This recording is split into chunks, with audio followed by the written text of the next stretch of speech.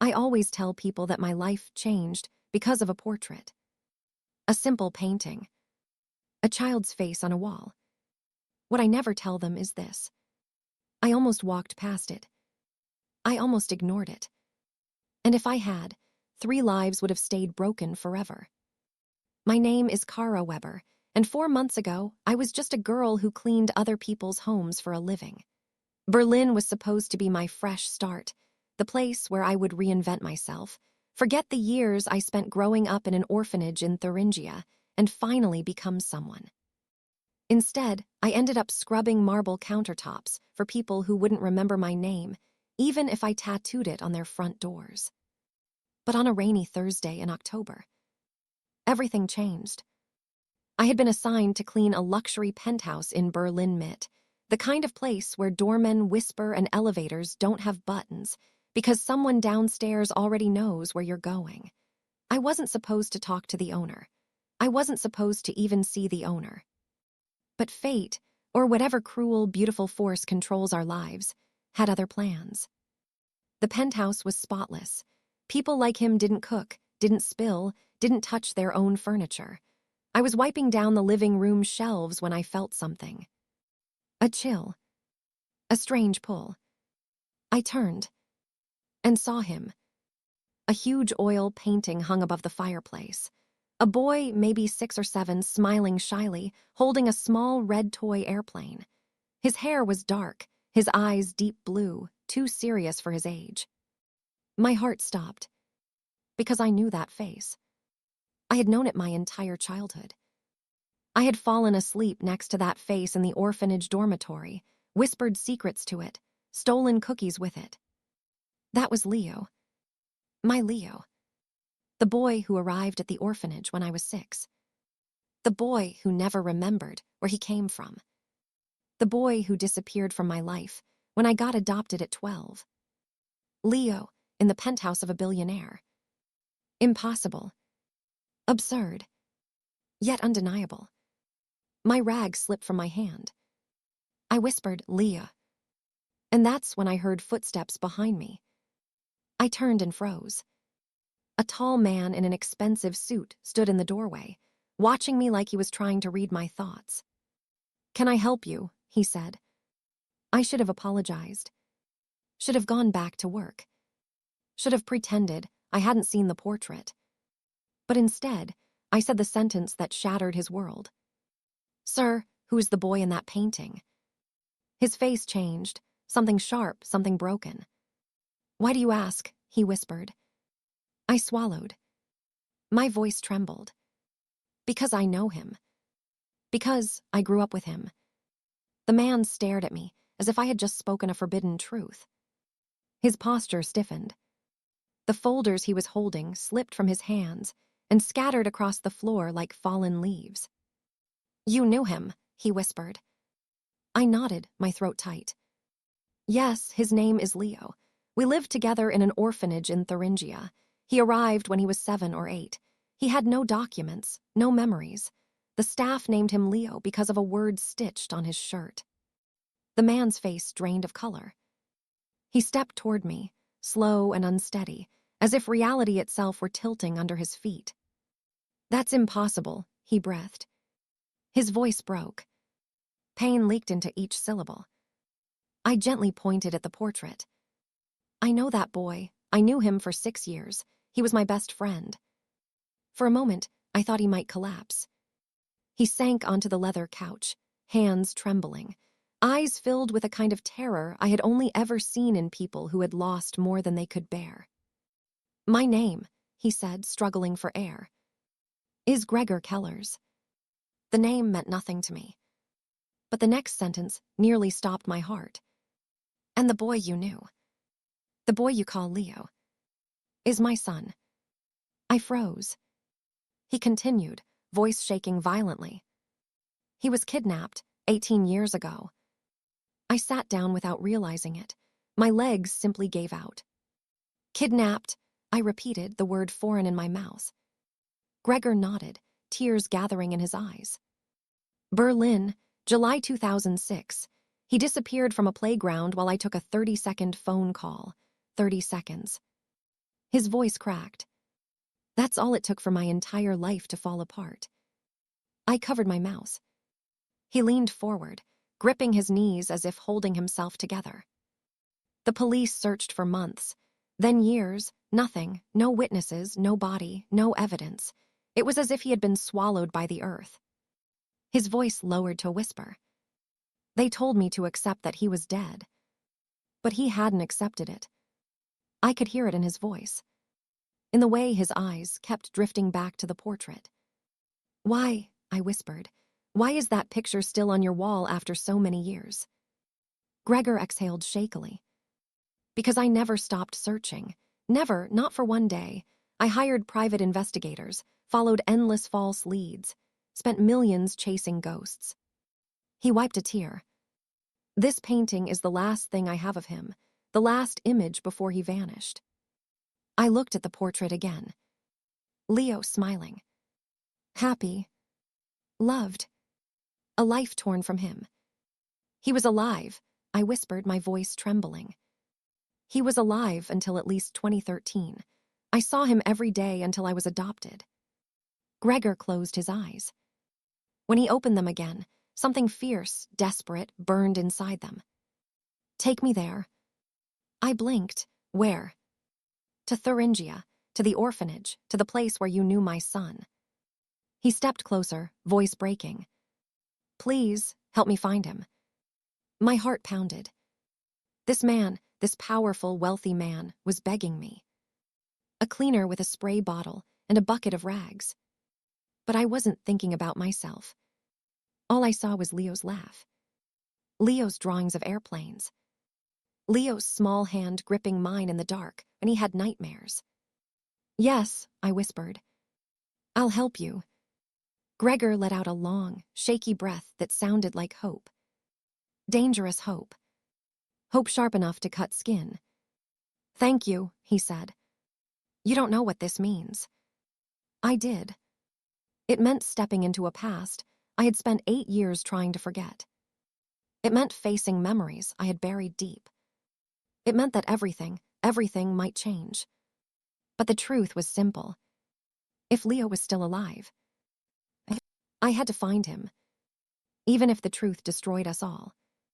2 days later, I found myself sitting in a leather seat of a private jet, staring at clouds like they were painted onto the window. I had never been in a plane before. Never left Berlin since arriving. Now I was flying back to the very place I had tried so hard to escape. Gregor sat across from me, a folder full of police reports open on his lap. Every few minutes he looked at me, searching, hopping, terrified. Tell me again, he asked quietly. What was he like? I knew he needed this. So I told him everything. Leo was quiet at first, I said. He didn't talk to anyone. Other kids made fun of him, but I didn't care. I just sat with him one day and gave him a crayon. He drew a plain, perfect lines. He could draw them from memory. Gregor smiled painfully. I remember that. He loved planes even as a toddler. He showed me a video, Leo at 5 years old, blowing out candles on a plane-shaped cake. I swallowed a lump in my throat.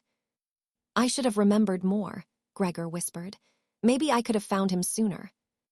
It wasn't your fault, I said. But guilt had its claws deep in him.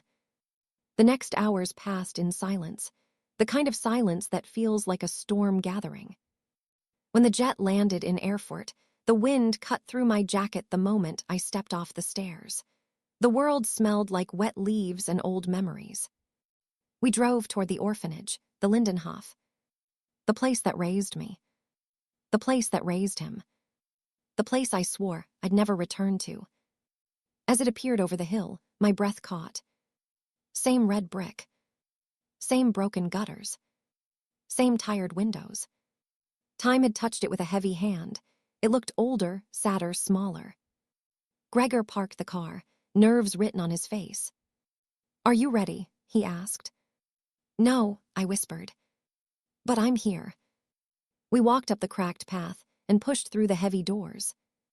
The same smell hit me instantly. Industrial cleaner and overcooked vegetables. My stomach twisted. At the reception desk sat a middle-aged woman with tired eyes, flipping through paperwork. She looked up. "Can I help you?" Gregor stepped forward. "Yes, I'm looking for information about a boy who lived here years ago. His name was Leo. He hesitated. "I'm his father." Her expression tightened. "I'm sorry. We cannot disclose information about former residents without proper legal authorization." Gregor's voice broke. "Please, I've been searching for my son for 18 years. Her eyes softened, but rules were rules. "I understand, but there is nothing I can do without a judicial request. It may take weeks." "Weeks?" Gregor pressed his hands against the counter, as if trying to stay upright. "We don't have weeks." I felt helpless, angry, desperate. "We're not leaving without answers," I said firmly. But the woman only shook her head. "Please leave your contact information. That's all I can offer." We stepped outside. The cold wind cut through the thin layers of hope we had left. Gregor leaned against the car, defeated, breathing hard, blinking tears away. "We came all this way for nothing," he whispered. "No," I said quietly. "There has to be another way." I looked around the courtyard, the peeling paint, the rusted swings, the familiar corner where kids used to hide snacks. And then, a voice behind us. A male voice. A voice I hadn't heard in 12 years. Kara Weber." I spun around. A man stood in the side doorway. Tall, late 20s, dark hair, a toolbox in his hand. He looked at me, eyes narrowing, searching my face, then widening in disbelief. "Oh my God," he breathed. "It's really you." The world stopped. My knees almost buckled. Leah. Older. Taller. But unmistakably Leo. My Leo. He set down the toolbox and stepped closer, slowly, as if afraid I might disappear. "I thought I was imagining you in the lobby earlier," he said. "I haven't seen you since I got adopted." "I know," I whispered. I felt 12 again. He looked exactly the same, and nothing like the boy I remembered. I could barely breathe. "I work here now," he added awkwardly.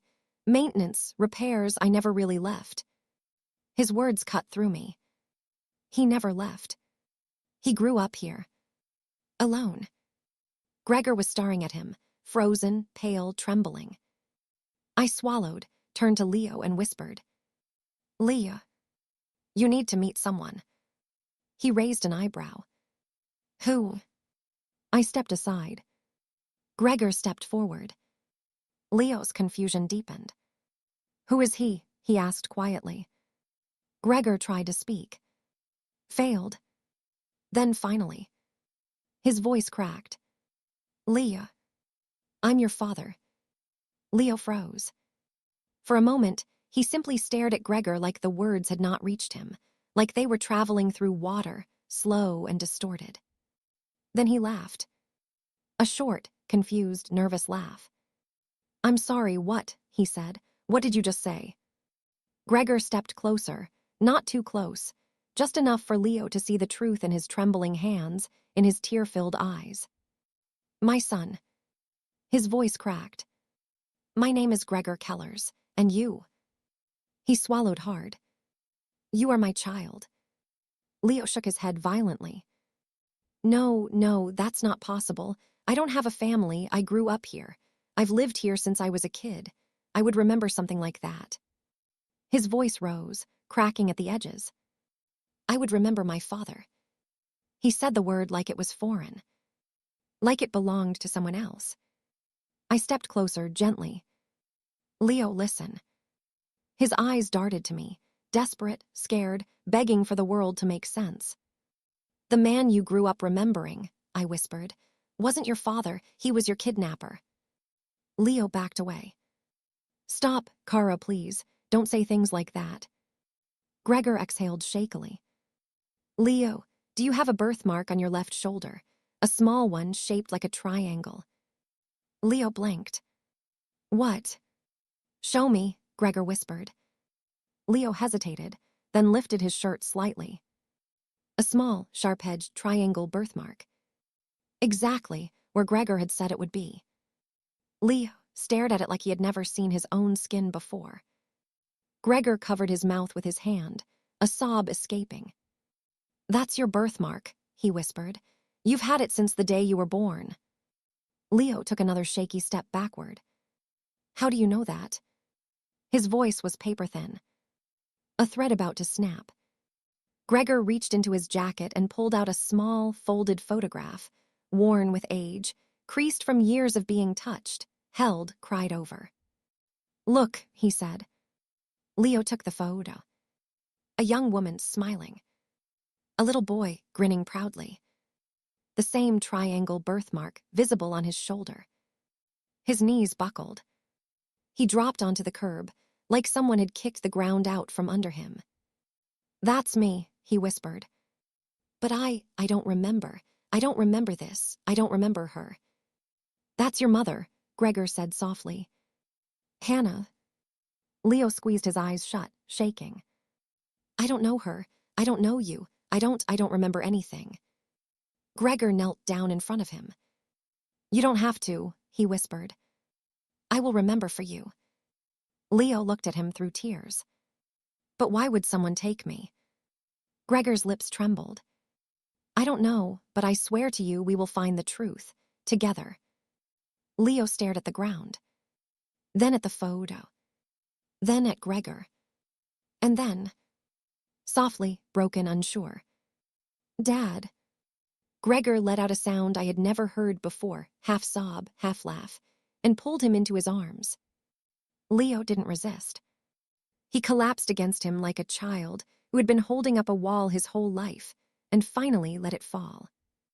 I stood there, silent, tears burning my eyes. Because I knew.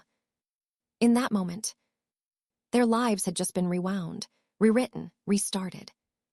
The boy who grew up believing he had no past finally had a father. And the man who spent 18 years searching finally had his son. Leo and Gregor stayed on that cold curb for a long time. Neither moved. Neither spoke. 18 years of silence poured out of them in shuddering breaths and trembling hands.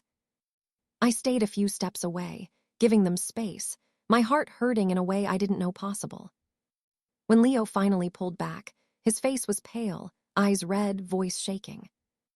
I don't understand all of this, he whispered, but I remember something. Gregor froze. I felt my pulse jump. What do you remember? I asked softly. Leo's eyes drifted to the old orphanage building behind us, the place that shaped him and trapped him all at once. There was a man, he said, swallowing painfully. He took my hand at a playground. He said he would buy me ice cream. Then he put me in a car. I remember the sound of gravel, trees outside, a house very quiet, no neighbors, no voices, just him. His hands trembled. He brought food. He said my parents knew where I was. He said they'd come soon, but they didn't. Gregor's jaw tightened. His shoulders shook. Leo continued, voice hollow. And then one day, he didn't come back. I waited. I was thirsty, hungry. I was so scared. I climbed through a window. I ran until my legs burned. A police car found me. I tried to tell them, but the words weren't there, just pictures in my head. The more I tried to remember, the more it hurt. He wiped his face. They told me no one was looking for me, that I had no family. Gregor covered his face and sobbed quietly, a grown man shattered and rebuilt in the same moment. They were wrong, he whispered. So terribly wrong. Gregor hired investigators the same day. 2 months later, we sat in his Berlin penthouse, the same place where this story began, as the lead investigator placed a file on the glass coffee table. The kidnapper's name was Dirk Sommer. Leo stiffened. The man from the house, he whispered. Yes, the investigator said. Sommer worked in one of your father's companies. He was fired months before the kidnapping. Gregor closed his eyes. Guilt hit him like a wave. He targeted me, he said quietly. He targeted your money, the investigator corrected. He sent ransom messages later, but then he vanished. We found out why. Dirk Sommer had been arrested a year after the abduction for armed robbery. He died in prison in 2015. No confession. No explanation. No details. Just a dead man and a trail of destruction behind him. Leo nodded slowly, a strange mix of relief and sadness. "He's gone," Leo whispered. "He can't hurt anyone, he can't hurt me anymore." Leo moved to Berlin. Hannah came too, his mother. The three of them began the slow, delicate process of building a life that had been stolen from them. Therapy sessions, old photo albums, childhood videos, walks through Tiergarten, the place where everything both ended and began. Some memories returned. Some didn't. But Leo didn't force anything. "I don't need to remember everything," he told me once. "I just need to know who I am now." And he did. He enrolled at the Technical University of Berlin to study aerospace engineering. The boy who drew airplanes in the corner of an orphanage was finally getting the future he deserved. As for me, I stood in my small dorm room one night, staring at the acceptance letter on my laptop screen. Journalism. Humboldt University. All paid for by Gregor, who insisted. "You gave me my son," he said. "Let me give you something too." I cried that night. Not from sadness, but because for the first time, I felt chosen. The auditorium echoed with applause as Leo crossed the graduation stage in his navy gown, diploma in hand. Gregor cried. Hannah cried. I cried harder than both of them. After the ceremony, we gathered outside for photos. Leo hugged me so tightly, I could barely breathe. "You know," he whispered, "you're more my sister than anyone I've ever had." I laughed through tears. "You're serious?" "Dead serious." Behind us, Gregor framed the shot with his phone. "Come on, smile, family photo." Family. The word didn't sting anymore. It warmed. Later that evening, when Gregor placed the framed photo on his mantle, right next to the portrait of 7-year-old Leo, something settled inside me. Two versions of Leo. Two lives. One story. I'm finishing this story from my small desk at the newsroom where I work now. My life is nothing glamorous, but it's meaningful, and for the first time, it's mine. Sometimes I still think about that moment in the penthouse, the moment I almost stayed silent. The moment when a cleaning rag slipped from my hand and fate shoved me forward. If I hadn't spoken, if I had ignored the portrait, if I had been too afraid, Leo would still be sweeping hallways in an orphanage, never knowing where he came from. Gregor would still be staring at a painting of a son he thought he lost forever. 3 lives would still be broken. Instead, a family was rebuilt. I found a purpose. Leo found a future. And Gregor found hope. Sometimes people ask me if I believe in miracles. I do now, because I've seen one. And it all started with a portrait on a wall and the courage to say one sentence. "I know that boy."